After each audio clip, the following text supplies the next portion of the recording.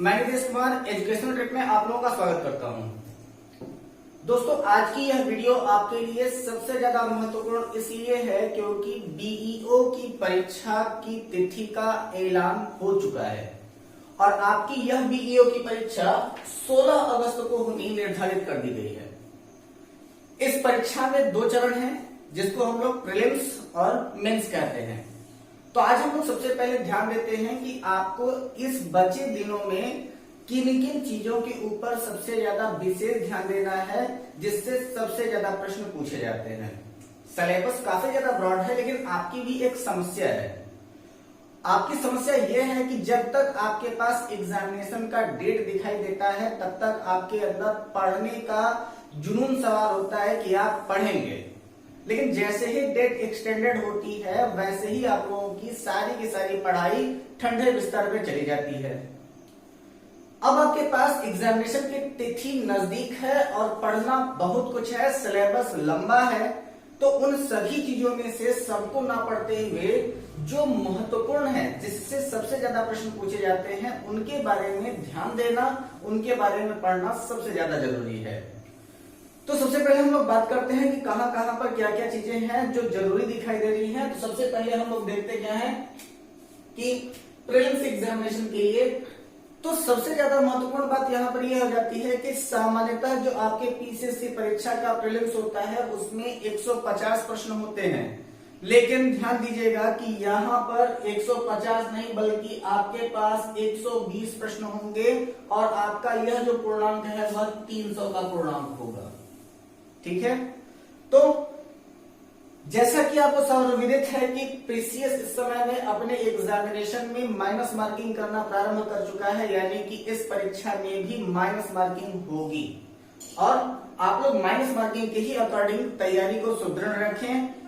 सबसे ज्यादा जरूरी आपके लिए हो जाता क्या है कि जो आपके मुख्य हैं उनमें से सबसे पहले आपका आ जाता है आपका सामान्य विज्ञान। लेकिन आपके पीसीएस के परीक्षाओं में जो आपका सामान्य विज्ञान है, इसमें सबसे ज्यादा फोकस करने की जरूरत होती है आपके जीव विज्ञान के ऊपर, क्योंकि पीसीएस में परीक्षा में जो एग्जाम में पूछे जाते हैं वो सबसे ज्यादा प्रश्न जो है वो आपके विज्ञान विषय में जीव विज्ञान से पूछे जाते हैं। रसायन विज्ञान और भौतिक विज्ञान से प्रश्न कभी कभार पूछे जाते हैं या फिर न के बराबर पूछे जाते हैं। इसलिए आपको सबसे ज्यादा ध्यान अगर किसी पर देना है तो वह आपको जीव विज्ञान के ऊपर देना है। जो आपका भारत का इतिहास है, इस भारत के इतिहास में आपको सबसे ज्यादा जो ध्यान देना है वो प्राचीन इतिहास के ऊपर और मध्यकालीन इतिहास के ऊपर जोर देना है। आधुनिक भारत को आपको किसी भी परिस्थिति में छोड़ना नहीं है। अगर आपको मध्यकालीन इतिहास सबसे ज्यादा बड़ा लगता है तो कम से कम आप उनको अवश्य सरसरी निगाह से देख ले, जो आपका मुगल एम्पायर है। सबसे ज्यादा प्रश्न जो होते हैं वो आपके मुगल एम्पायर यानी कि आपके मुगल साम्राज्य से प्रश्न जो होते हैं सबसे ज्यादा पूछे जाते हैं। इसके अलावा आप लोग गुलाम वंश, खिलजी वंश, तुगलक वंश, सैयद वंश, लोधी वंश और आपके मुगल साम्राज्य के बारे में आप थोड़ा बहुत जानकारी रखें तो ज्यादा अच्छा रहेगा। लेकिन आप लोग मुगल एम्पायर को ढंग से पढ़ लें, क्योंकि वो सबसे ज्यादा इंपॉर्टेंट हो जाता है। इसके बाद जब आप मॉडर्न हिस्ट्री में आते हैं तो सबसे ज्यादा मॉडर्न हिस्ट्री में इंपॉर्टेंट हो जाता है वो आपका हो जाता है भारतीय राष्ट्रीय आंदोलन, कि कौन कौन से आंदोलन हुए थे और उन आंदोलनों के पीछे क्या क्या कारण था, उनका परिणाम क्या निकला। ये सारे के सारे आंदोलनों के बारे में आपके प्रश्न पूछे जाएंगे। साथ ही साथ इसमें यह भी देखा जाएगा कि आपके ब्रिटिश के जितने भी आपके गवर्नर्स हुए हैं उनका क्या योगदान रहा था, इसके भी ऊपर आप लोग अच्छी प्रकार से फोकस करेंगे। इसके बाद अगली बात आती है आपके भारतीय राजतंत्र एवं अर्थव्यवस्था एवं संस्कृति यानी कि कला एवं संस्कृति का। तो आप लोग इसके बारे में बात कर लेंगे, जिनमें आपको सबसे ज्यादा इंपॉर्टेंट रूप से देखना होगा आपका भारतीय राजतंत्र, जिसकी 2200 भाग आपके लिए महत्वपूर्ण होने वाले हैं। साथ ही साथ यहाँ पर सबसे ज्यादा महत्वपूर्ण जो प्रश्न पूछे जाएंगे वह आपकी अनुसूचियों से होगा और इस अनुसूचियों में आपकी 11वीं अनुसूची और 12वीं अनुसूची अपना सबसे ज्यादा महत्वपूर्ण स्थान रखेगी। इसके पश्चात आप आ जाते हैं आपके भारतीय कृषि के ऊपर और आपके सामान्य विज्ञान के जीव विज्ञान की वीडियो, भारतीय कृषि की वीडियो आपके हमारे इस चैनल पर आपको मिल जाएगी। एक फसलों से रिलेटेड आपके 2 वीडियोस हमने ऑलरेडी आपको बना करके दे दिए हैं। सामान्य विज्ञान के लिए आपकी एक प्लेलिस्ट हमारे चैनल पर बनी हुई है, वहां पर आप जाएंगे, आपको जीव विज्ञान से रिलेटेड सारे के सारे तथ्य आपको मिलते जाएंगे। इसके बाद फिर पारिस्थितिकी के बारे में भी मैंने इकोलॉजी के नाम से एक प्लेलिस्ट बना दिया है, जिसमें आप लोग पारिस्थितिकी का विशेष तौर पर जो महत्वपूर्ण अध्ययन है उसको आप सुचारू रूप से कर पाएंगे। जनसंख्या के ऊपर आपको बहुत ही जल्दी एक वीडियो बना करके आपको दे दिया जाएगा, जिससे आपकी जनसंख्या की समस्या भी समाप्त हो जाएगी। और ये जो आपका नगरीकरण है वह आपके जनसंख्या के ही तहत में उसको कवर कर लूंगा। इसके बाद बात आती है कि विश्व एवं भारत के भूगोल एवं प्राकृतिक संसाधन की। तो आपका भारत का भूगोल और विश्व के भूगोल के महत्वपूर्ण तथ्यों के लिए ज्योग्राफी की प्लेलिस्ट आपके पास बनी हुई है। उस ज्योग्राफी की प्लेलिस्ट को आप जरूर देखें। इसमें से अभी आपका जो ज्योग्राफी का पोर्शन बचा हुआ है उसमें आपका हमको कवर करना है आपके परिवहन को एवं उद्योग धंधों को, साथ ही साथ कुछ और छोटे मोटे पॉइंट्स हैं जिनको हम लोग ध्यान में रखना है, उनको हम लोग कवर करेंगे। तो विश्व का एवं भारत का भूगोल एवं प्राकृतिक संसाधन ये आपके लिए एक इंपॉर्टेंट विषय होने वाला है। यहाँ से आपके प्रश्न पूछे जाते हैं पीसीएस की परीक्षा में, तो बिल्कुल भी आप लोग हतोत्साहित नहीं होंगे। सिलेबस आपका बहुत ज्यादा लंबा नहीं है, लेकिन आप लोग जैसे जैसे आपका सिस्टम बनाया जा रहा है, क्योंकि हम लोगों ने टारगेट लिया है 45 डेज के आपके प्रीलिम्स एग्जामिनेशन के लिए, और इस प्रीमियर के लिए हम लोगों ने जो टारगेट लिया है उसके आधार पर हम लोग काम करने वाले हैं। हमें आपके साथ की सबसे ज्यादा जरूरत होगी। तो आपका यहाँ पर बात आ जाता है विश्व एवं भारत के भूगोल एवं प्राकृतिक संसाधन की। इसके बाद मेन जो बात आती है, जहां से वर्तमान समय में पीसीएस सबसे ज्यादा प्रश्न पूछता है, यानी कि लगभग 10 से 12 प्रश्न आपके पूछे जाएंगे राष्ट्रीय एवं अंतरराष्ट्रीय घटनाक्रम के ऊपर। तो कुछ करंट अफेयर्स, जो इंपॉर्टेंट करंट अफेयर्स है, उनकी चर्चाएं हम बीच बीच में करते रहेंगे। लेकिन आपके लिए सबसे ज्यादा इंपॉर्टेंट है कि आप अपने इस एग्जामिनेशन के लिए घटना चक्र को प्रेफरेंस दें।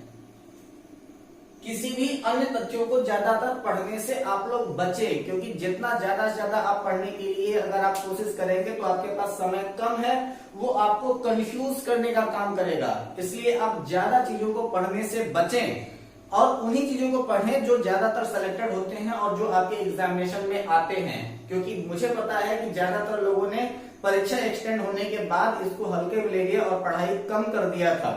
तो आपके पास जो आपका ये सिलेबस है उसको फोकस करें, और आपके राष्ट्रीय एवं अंतरराष्ट्रीय घटनाक्रम यानी कि करंट अफेयर से जो 10 से 12 क्वेश्चन पूछे जाने वाले हैं, उसके लिए आप घटना चक्र को ही प्रेफरेंस दें। किसी भी अन्य के बारे में आप ज्यादा ना सोचें, उसमें सारे के सारे आपके अंतरराष्ट्रीय तथ्य आपको मिल जाएंगे। इसके बाद है आपका रीजनिंग के कुछ प्रश्न होंगे जिनमें सामान्य बौद्धिक एवं तार्किक क्षमता होती है। तो ये आपके प्रश्नों की संख्या अधिकतम 5 होगी।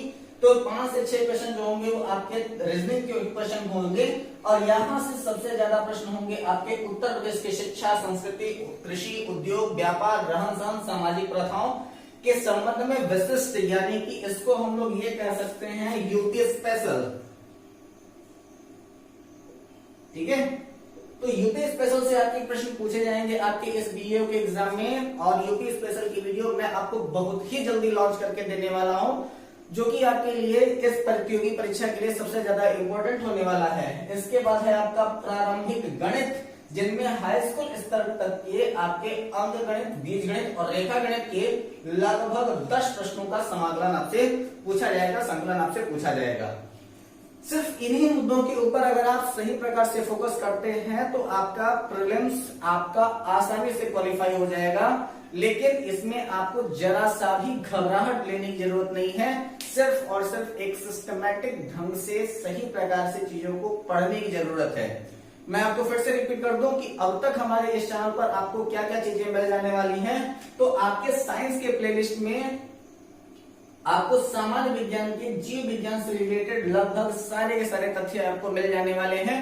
जो भी थोड़े बहुत टॉपिक्स बचे होंगे मैं उसको देख लेता हूं, और जो टॉपिक बचे होंगे मैं उसको किसी दिन किसी टारगेट एग्जाम की क्लासेस में मैं उसको कवर कर दूंगा। इसके बाद आपको भारतीय कृषि मिल जाएगी और आपकी पारिस्थितिकी मिल जाएगी, साथ ही साथ आपका विश्व एवं भारत का भूगोल मिल जाएगा। आपको इन प्लेलिस्ट को आप देखते रहें और साथ ही साथ हमारे नए वीडियोस का इंतजार करते रहें, क्योंकि अब इन सारे के सारे टॉपिक्स को संभालने की जिम्मेदारी हमारी है। साथ ही साथ यहाँ पर आपके सामान्य हिंदी से कुछ प्रश्न पूछे जाएंगे, जिसका एक महत्वपूर्ण सिलेबस जो होगा वो आपके एग्जामिनेशन में पूछा जाएगा। सो प्लीज आप लोग बिल्कुल भी हतोत्साहित नहीं होंगे, बिल्कुल उत्साह के साथ एक सही प्रकार से अपना सिस्टम बना करके आप एग्जामिनेशन का प्रिपरेशन करते रहेंगे।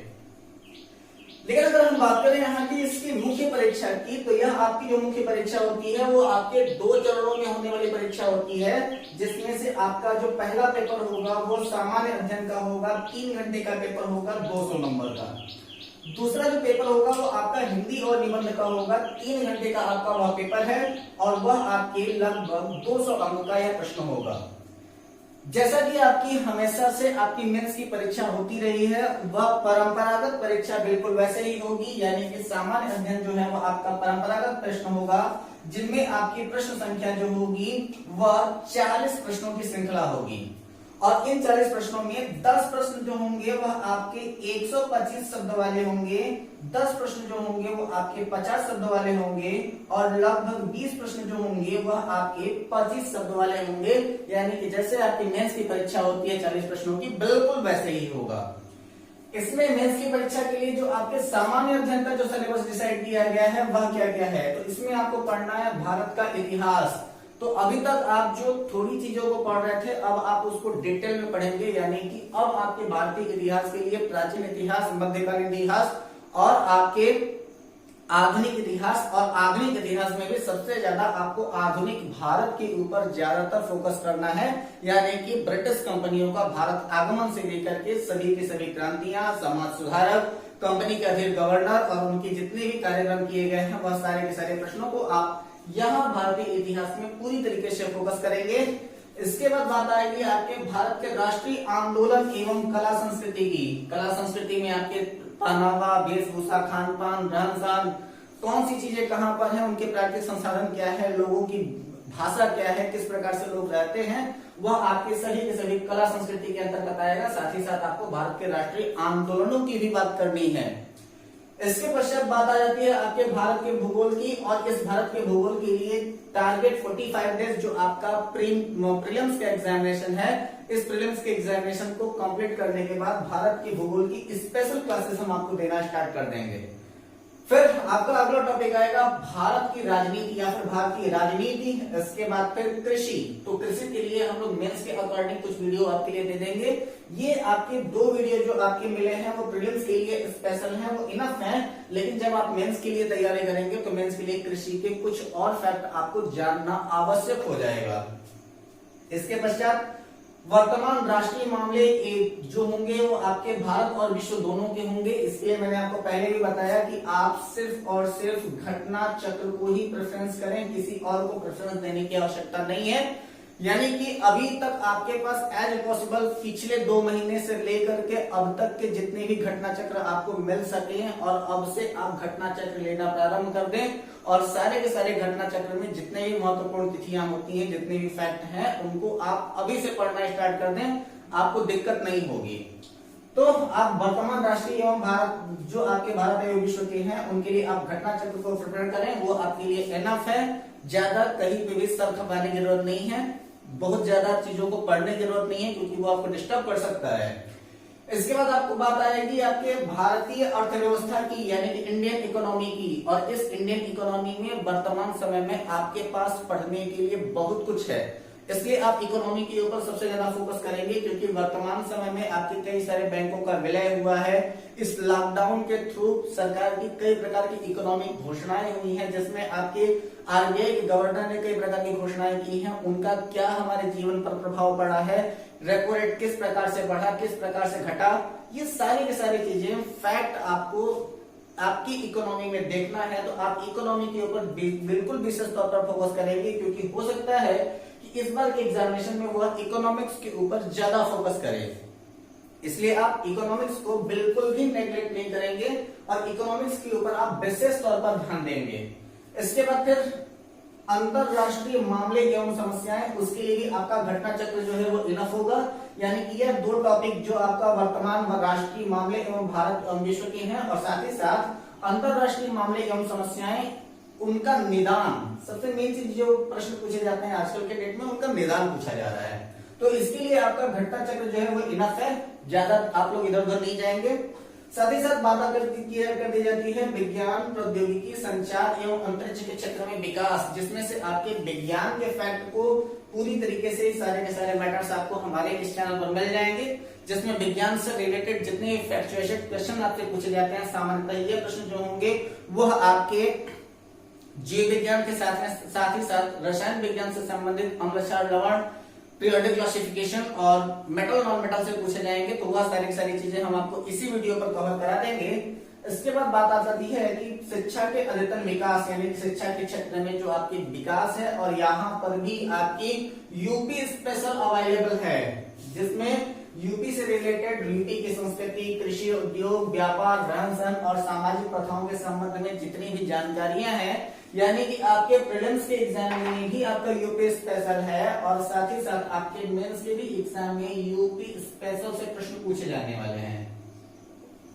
ठीक है, तो यूपी स्पेशल को आप बिल्कुल बिना नेग्लेक्ट किए आप सबसे ज्यादा फोकस आप यूपी स्पेशल के ऊपर करें, क्योंकि हो सकता है कि यहाँ से आपके काफी अच्छे प्रश्न मिल सकते हैं, या फिर ये भी हो सकता है कि आपकी जियोग्राफिकल कंडीशन या फिर आपकी इकोनॉमिकल कंडीशन या फिर आपके हिस्ट्री कंडीशन के अकॉर्डिंग यूपी से भी प्रश्न पूछा जाएगा, इसलिए आप यूपी को नेग्लेक्ट नहीं करेंगे। यहाँ जो आपका हिंदी का सिलेबस है, उस हिंदी के सिलेबस में अगर हम देखें तो यहाँ पर हमने आपको बता दिया सामान्य हिंदी। तो इस हिंदी के संबंध में जो आपके प्रश्न पूछे जाते हैं, जो आपके प्रीलिम्स और एग्जाम में प्रश्न पूछे जाएंगे, उनका मेन सिलेबस क्या हो सकता है। तो इनका सबसे पहले प्रश्न आपका पूछा जाएगा एक अपठित गद्यांश, और उस अपठित गद्यांश को पढ़ने के बाद उसका संक्षेपण, उससे संबंधित प्रश्न, रेखांकित अंशों की व्याख्या, जैसे कि कोई भी आपका अपठित गद्यांश होगा, उसमें कुछ नीचे अंडरलाइन करके दिया रहेगा, उसकी व्याख्या पूछेगा, और साथ ही साथ जो आपका अपठित गद्यांश है, उस अपठित गद्यांश का उपयुक्त शीर्षक क्या हो सकता है। इसके बाद आपका आएगा पत्र लेखन, और उस पत्र लेखन में आपके राजकीय एवं अर्धशासकीय पत्र, कार्यालय, ज्ञापन, अधिसूचना, प्रेस, विज्ञप्ति और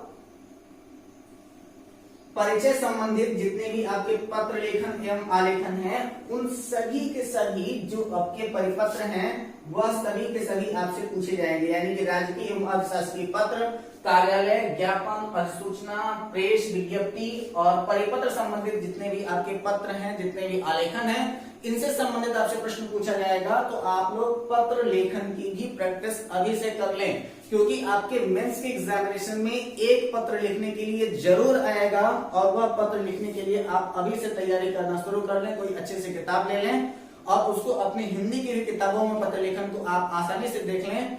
कुछ हो सकता है कि अगर हमारे पास इस 45 डेज के टारगेट में अगर कुछ बचा रह गया, तो इसके बारे में कुछ महत्वपूर्ण फैक्ट जो है वो आपको हम भी बता देंगे। इसके बाद तीसरा जो महत्वपूर्ण पॉइंट आएगा वो है आपके वाक्यों का अंग्रेजी से हिंदी और हिंदी से अंग्रेजी में अनुवाद, ट्रांसलेशन के लिए आता है कि किसी भी इंग्लिश वर्ड का आपको हिंदी में ट्रांसलेशन दिया रहेगा, हिंदी का इंग्लिश में ट्रांसलेशन करना रहेगा और अंग्रेजी का हिंदी में ट्रांसलेशन करना रहेगा। इसके बाद जब हम आपके व्याकरण की ओर चलते हैं, तो व्याकरण में आपके पूछे जाएंगे अनेकार्थी शब्द, विलोम शब्द, पर्यायवाची शब्द, तत्सम तद्भव, क्षेत्रीय शब्द, विदेशी शब्द, वर्तनी, आत्मबोध, शब्द रूप, संधि, समास, क्रियाएं, हिंदी वर्णमाला, विराम चिन्ह, शब्द रचना, वाक्य रचना, अर्थ, मुहावरे एवं लोकोक्तियां, उत्तर प्रदेश की मुख्य बोलियां तथा हिंदी भाषा में होने वाली अशुद्धियां। ये आपके महत्वपूर्ण फैक्ट हैं, जिनमें से आपको सबसे ज्यादा ध्यान देना है अनेकार्थी शब्द, विलोम शब्द, पर्यायवाची शब्द, तत्सम तद्भव शब्द। यहाँ पर ध्यान देंगे कि ये जो आपका क्षेत्रीय विदेशी शब्द है, वह आपके क्षेत्रीय विदेशी शब्द वर्तमान समय में पीसीएस के एग्जामिनेशन में सबसे तेज पूछे जा रहे हैं, इसलिए आप बिल्कुल भी इन्हें नेग्लेक्ट नहीं करेंगे। वैसे कि ये सारे के सारे जितने भी पॉइंट्स मैंने आपको लिख दिए हैं, वो मैंने छांट करके ही लिखा है, क्योंकि ये सारे के सारे पॉइंट्स आपके लिए सबसे ज्यादा इंपॉर्टेंट हैं। सिलेबस इसका भी लंबा है, लेकिन इन सारी चीजों के ऊपर अगर आप फोकस करें तो यह आपके लिए काफी ज्यादा फायदेमंद साबित हो सकता है। इसके बाद बात करेंगे अगर हम हिंदी निबंध की, तो इस हिंदी निबंध में आपके 2 निबंध होंगे, जो कि आपको लिखने होंगे 700 शब्दों में। जो आपका पहला और दूसरा होगा, इन दोनों में से आप करेंगे क्या कि जो आपका पहला होगा, जिसको हम लोग अ के नाम से जानते हैं, उसमें आता है आपका साहित्य, संस्कृति, दूसरा आपका होगा राष्ट्रीय विकास एवं योजनाएं, और इसी में तीसरा जो होगा वो आपका राष्ट्रीय अंतरराष्ट्रीय सामयिक सामाजिक समस्याएं एवं निदान। ये इंपॉर्टेंट है आपके लिए। तो यहाँ पर आपके तीन जो आपके अ में है वो तीन में तीन प्रकार के तीन निबंध में से कोई एक निबंध लिखना होगा। वह तीनों निबंध कौन कौन से होंगे या फिर किस प्रकार के होंगे? तो सबसे पहले होगा आपका साहित्य एवं संस्कृति, दूसरा जो होगा वो आपका राष्ट्रीय विकास एवं योजनाएं, तीसरा जो होगा वो राष्ट्रीय अंतरराष्ट्रीय सामयिक सामाजिक समस्याएं एवं उनका निदान। इन तीनों निबंधों में से, इस तीन प्रकार के निबंधों में से कोई एक आपको लिखना होगा सूची ए में से।